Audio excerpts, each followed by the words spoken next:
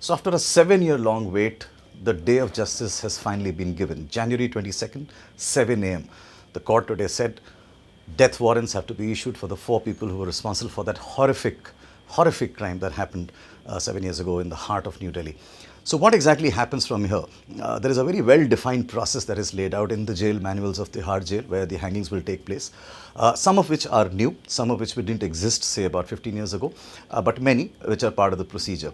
First up, the families of all the convicts are now allowed to meet them before the hanging actually happens. So between now and the next 15 days, which is January 22nd, the families will be given one chance to come and meet them in case he wants to exchange some last words. The second thing, which is new, which was not there earlier, is that the convicts will be allowed to write their will, which was earlier not the case. Remember, in the Afzal Guru case, there was some controversy around this when the hanging actually happened without information being given to the family members. So now it's been made mandatory where they actually have to meet them, and in case they want to write a will, that's also allowed. 2 other things happen inside Tewari jail as well. As of right now, the 4 convicts would have been shifted into an isolation cell, solitary confinement as they call it. And this solitary confinement is usually a well-lit room where there is always a pair of eyes watching the person. They're never let out of sight by the policemen who are guarding them, and they're kept separately. The other thing that is going to be done, they will be allowed to attend any religious gathering which happens inside the jail. If they'll be allowed access to religious scriptures or books if they so want, and those facilities are also provided as for them to prepare for their final day on this planet. This process continues till, say, a day before the actual hanging happens, when a new set of procedures kicks in. A day before the procedure, 3-4 very critical things happen. Much like what you watch in Bollywood films, yes, the convicts are indeed asked what they want to eat as their final meal. I can tell you from previous cases that we've covered, most of the times the convicts don't really eat in the last 24 hours, sometimes even 48 hours. They just refuse to eat any food, obviously because they know that the time of their end is nearing. So they just refuse. But yes, they are formally asked about that as well.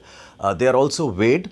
The weighing process is done because the doctor assesses the drop rate, which means the loop, the size of the noose has to be calculated very appropriately depending on the body weight, and that is done so that the actual act of hanging by death by hanging actually happens.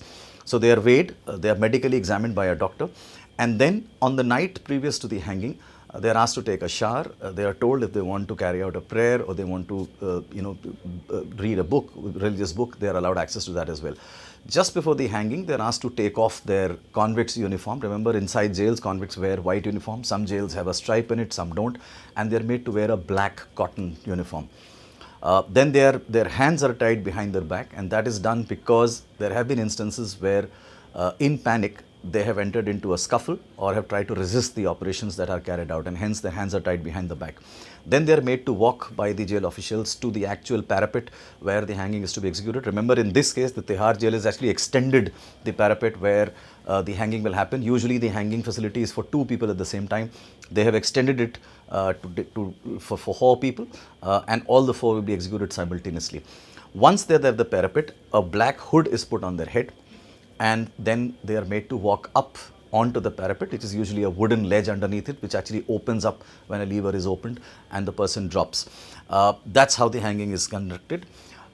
Once the hanging is over, the body is supposed to lie hanging for 30 minutes because as per the court orders or as per the law, the order says hang till death, and medically it's been proven that you need to be hanging for 30 minutes to conclusively establish that you're dead. Once the 30-minute period is over, the body is brought down. A doctor who's present there has to examine the body and declare the person formally dead for it to be registered as having an execution of the order as a completed task. One other thing, the process of the hanging is attended by very few people. The jail superintendent, the district magistrate, a doctor, sometimes a counselor or a psychiatrist is allowed as well, but that's up to the jail. But very few people are allowed to come and watch it. No family member is allowed anywhere close to it as well, and frankly nobody else in the jail has much of an inkling except knowing that at 7 o'clock something like this will happen.